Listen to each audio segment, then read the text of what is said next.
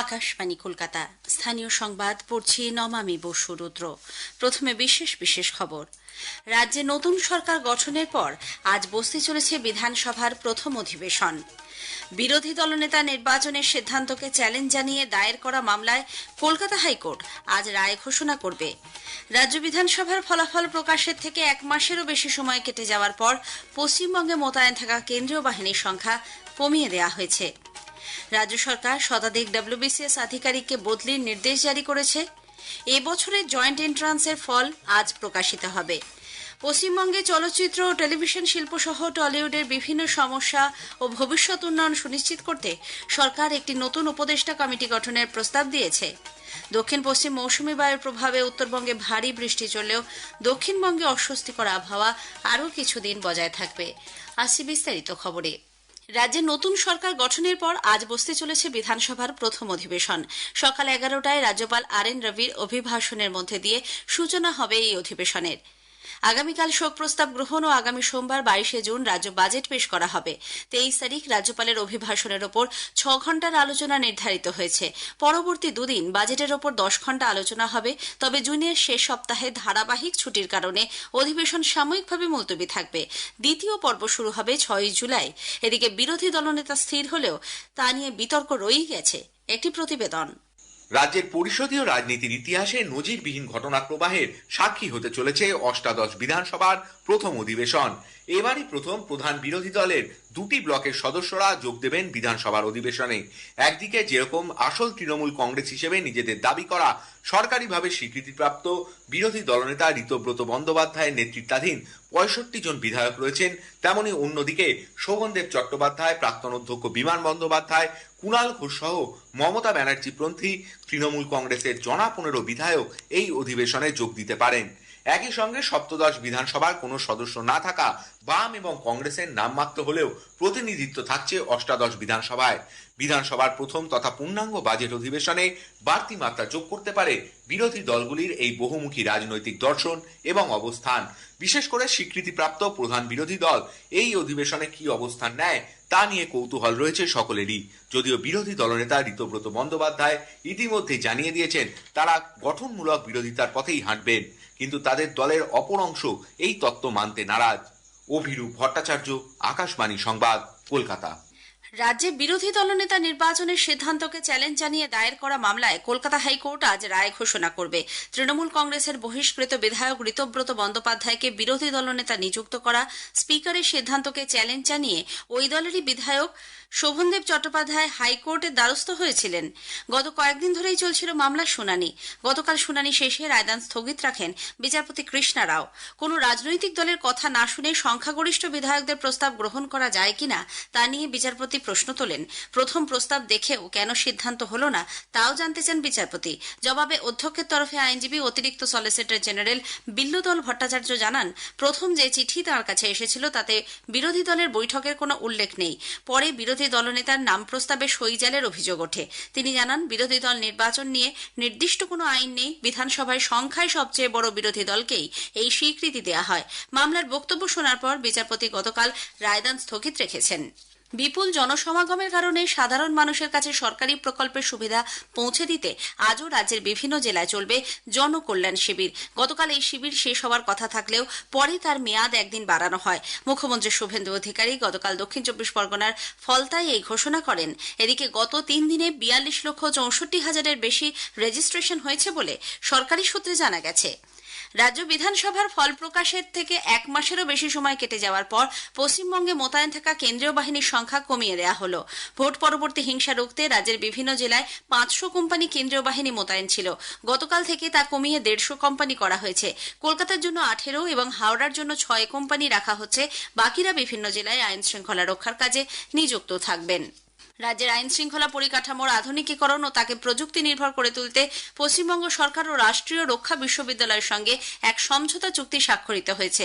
নবান্নে গতকাল মুখ্যমন্ত্রী শুভেন্দু অধিকারীর উপস্থিতিতে রাজ্য পুলিশের মহানির্দেশক সিদ্ধিনাথ গুপ্তা এবং বিশ্ববিদ্যালয়ের pro vice chancellor Kalpesh H Wandra এই চুক্তিতে স্বাক্ষর করেন। চুক্তির আওতায় রাজ্য ও কলকাতা পুলিশের কর্মীদের জন্য সাইবার অপরাধের তদন্ত, ডিজিটাল ফরেন্সিক, কৃত্রিম বুদ্ধিমত্তা নির্ভর নজরদারি, সন্ত্রাস দমন, উপকূলীয় নিরাপত্তা, মানব পাচার বিরোধী অভিযান এবং ড্রোন পুলিশিং এর মতো বিভিন্ন বিষয়ে প্রশিক্ষণ দেওয়া হবে। পরে মুখ্যমন্ত্রী জানান, পুলিশের ক্ষমতাকে বিগত সরকার নিজেদের স্বার্থে খর্ব করেছিল। পশ্চিমবঙ্গের পুলিশের দক্ষতা একটা সময় অনেক ভালো জায়গায় ছিল, উচ্চতায় ছিল। কলকাতা পুলিশকে আন্তর্জাতিক স্তরের অনেক পুলিশ ডিপার্টমেন্টের সঙ্গে তুলনা পর্যন্ত করা হতো। ধীরে ধীরে পুলিশের উচ্চতা এবং তার দক্ষতা সেটাকে বিগত দিনের সরকার কাজে লাগায়নি। সেই কারণে আমাদের মনে হয়েছে যে পুলিশের ম্যান পাওয়ার, পুলিশের আধুনিক যে জিনিসপত্র দরকার সেগুলো এবং পরিকাঠামোগত উন্নয়নও করা দরকার। রাজ্য সরকার শতাধিক WBCS আধিকারিককে বদলির নির্দেশ জারি করেছে। গতকাল স্বরাষ্ট্র দপ্তরের এক বিজ্ঞপ্তিতে জেলা প্রশাসন এবং বিভিন্ন দপ্তর, মহকুমা পরিষদ, জেলা পরিষদ ও নবান্নের একাধিক গুরুত্বপূর্ণ পদে এই রদবদল করা হয়েছে। বেশ কয়েকজন অতিরিক্ত জেলা শাসককে বিভিন্ন দপ্তরে যুগ্ম সচিব পদে আনা হচ্ছে। একই সঙ্গে একাধিক জেলা পরিষদের সচিব, প্রকল্প আধিকারিক এবং OSDদের নতুন জেলায় বা নতুন প্রশাসনিক দায়িত্বে পাঠানো হয়েছে। প্রশাসনিক দক্ষতা বৃদ্ধি এবং বিভিন্ন দপ্তরের কাজে গতি বাড়াতেই এই রদবদল বলে জানা গেছে। বিজেপি 20 জুন পশ্চিমবঙ্গ দিবস যথাযোগ্য মর্যাদায় পালনের জন্য সকলের প্রতি আবেদন জানিয়েছে। কলকাতায় গতকাল এক সাংবাদিক বৈঠকে দলের রাজ্যসভার সাংসদ রাহুল সিনহা বলেন, এই দিনটি কোনো রাজনৈতিক দলের নয়, সমগ্র পশ্চিমবঙ্গের। ডক্টর শ্যামাপ্রসাদ মুখার্জির ঐতিহাসিক অবদানের ফলে পশ্চিমবঙ্গ ভারতের অংশ হিসেবে স্বীকৃতি পেয়েছিল। তাই 20 জুন পশ্চিমবঙ্গ দিবস, 23 জুন শ্যামাপ্রসাদ মুখার্জির বলিদান দিবস এবং 6 জুলাই তার জন্মজয়ন্তী পালনের জন্য তিনি সবাইকে আহ্বান জানান। পাশাপাশি শ্রী সিনহা আন্তর্জাতিক যোগ দিবস সফলভাবে পালন করারও আবেদন জানিয়েছেন। স্থানীয় সংবাদ শুনছেন আকাশবাণী কলকাতা কেন্দ্র থেকে। আমাদের সংবাদ শুনতে পাবেন ইউটিউব চ্যানেল আকাশবাণী সংবাদ বাংলা, ফেসবুক ও ইনস্টাগ্রাম আকাশবাণী সংবাদ কলকাতা এবং এক্স হ্যান্ডেল AIR নিউজ কলকাতাতে। রাজ্যে এবছর স্নাতক স্তরে ইঞ্জিনিয়ারিং, টেকনোলজি, আর্কিটেকচার এবং ফার্মেসি কোর্সের ভর্তির জন্য প্রবেশিকা পরীক্ষা জয়েন্ট এন্ট্রান্সের ফল আজ প্রকাশিত হবে। West Bengal joint entrance examination বোর্ডের কার্যালয়ে দুপুর 1:30টায় আয়োজিত এক সাংবাদিক বৈঠকে এই ফল ঘোষণা করা হবে বলে বোর্ডের রেজিস্ট্রার ডক্টর দিব্যেন্দুকর জানিয়েছেন। তিনি বলেন, পরীক্ষার্থীরা বিকেল 4টে থেকে র্যাঙ্ক কার্ড ডাউনলোড করতে পারবেন। এজন্য www.wbjeb.nic.in এবং www.wbjeeb.in ওয়েবসাইটে নজর রাখতে বলা হয়েছে। পশ্চিমবঙ্গে চলচ্চিত্র, টেলিভিশন শিল্প সহ টলিউডের বিভিন্ন সমস্যা ও ভবিষ্যৎ উন্নয়ন সুনিশ্চিত করতে সরকার একটি নতুন উপদেষ্টা কমিটি গঠনের প্রস্তাব দিয়েছে। গতকাল নবান্নে এক গুরুত্বপূর্ণ বৈঠকে ফেডারেশন বর্তমান কমিটির মেয়াদ শেষ হওয়ার পর নতুন কমিটি গঠন না হওয়ায় ওই উপদেষ্টা কমিটি গঠনের কথা বলা হয়।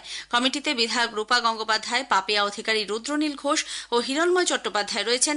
এছাড়াও অভিনেতা প্রসেনজিৎ চট্টোপাধ্যায়, অভিনেতা ও সাংসদ দীপক অধিকারী, যিশু সেনগুপ্ত, প্রযোজক মহেন্দ্র সোনি সহ অন্যরা ওই কমিটিতে থাকছেন। অভিনেতা ও বিধায়ক রুদ্রনীল ঘোষের উপস্থিতিতে টালিগঞ্জ সিনেমা ইন্ডাস্ট্রির একটি নতুন ফোরাম পারফরমেন্স অফ বেঙ্গল গঠিত হয়েছে। মূলত গানের শিল্পীদের নিয়ে তৈরি হয়েছে এই ফোরাম। গতকাল প্রেস ক্লাবে এক বৈঠকে রুদ্রনীল বলেন, গায়ক, গায়িকা এবং মিউজিশিয়ানের পক্ষ থেকে এই অরাজনৈতিক মঞ্চ তৈরি করা হয়েছে। বিগত বহু বছর ধরে শিল্পী নির্বাচনে ক্ষমতার অপব্যবহার করা হলেও আগামী দিনে তা হবে না বলে স্পষ্ট জানান তিনি। আরজিকর হাসপাতালে তরুণী চিকিৎসকের ধর্ষণ ও খুনের ঘটনার তদন্তে গতকাল পানিহাটি শ্মশানে যায় সিবিআই এর একটি দল। মৃত চিকিৎসককে শ্মশানে নিয়ে যাওয়ার পর কি ঘটেছিল এবং কিভাবে তার দেহ সৎকার করা হয় সে বিষয়ে বিস্তারিত তথ্য সংগ্রহ করেন সিবিআই আধিকারিকরা। এদিকে রাজ্যের স্বাস্থ্যমন্ত্রী শারদ মুখোপাধ্যায় বলেছেন, কিভাবে অভয়ার মৃত্যু হলো তা সকলেই জানতে চাইছে। অভয়ার যা যা ফাইল ছিল সেগুলো আমরা চেয়ে পাঠিয়েছি, কিছু পেয়েছি, কিছু পেতে বাকি আছে। কিছু অনুসন্ধানকারী সংস্থা, কেন্দ্রীয় সরকারের স্বশাসিত, রাজ্য সরকারের স্বশাসিত কিছু কিছু সংস্থা আছে, তারা ফাইল নিয়ে গেছে। অভয়া কেন মারা গেল এই উত্তর আমরা সবাই খুঁজছি। এই আন্দোলন সবার আন্দোলন। দক্ষিণ পশ্চিম মৌসুমী বায়ু সক্রিয় না থাকায় দক্ষিণবঙ্গে অস্বস্তিকর আবহাওয়া বজায় রয়েছে। আগামী কয়েকদিনে তাপমাত্রা আরও বাড়ার সম্ভাবনা বলে আবহবিজ্ঞানী সৌরিশ বন্দ্যোপাধ্যায় জানিয়েছেন। বৃষ্টিপাতের সম্ভাবনা কিছুটা বাড়বে 20 তারিখ থেকে। হালকা থেকে মাঝারি ধরনের বৃষ্টিপাতের সম্ভাবনা থাকছে, সাথে বজ্রবিদ্যুতের সম্ভাবনা। ভারী বৃষ্টির সম্ভাবনা কম আগামী এক সপ্তাহে দক্ষিণবঙ্গে। তাপমাত্রা আগামী 2-3 দিনে খুব বেশি পরিবর্তন নেই। উত্তরবঙ্গের ক্ষেত্রে বৃষ্টিপাত বেশি থাকবে, বিশেষ করে জলপাইগুড়ি, কোচবিহার, আলিপুরদুয়ার এবং দার্জিলিং, কালিম্পং এই জেলাগুলো আগামী এক সপ্তাহ কোথাও কোথাও ভারী থেকে অতি ভারী বৃষ্টির সতর্কতা রয়েছে। আলিপুরে আজ সর্বনিম্ন তাপমাত্রা রেকর্ড করা হয় 29.7 ডিগ্রি সেলসিয়াস স্বাভাবিকের থেকে, যা 2.7 ডিগ্রি বেশি। এদিকে শেষ করার আগে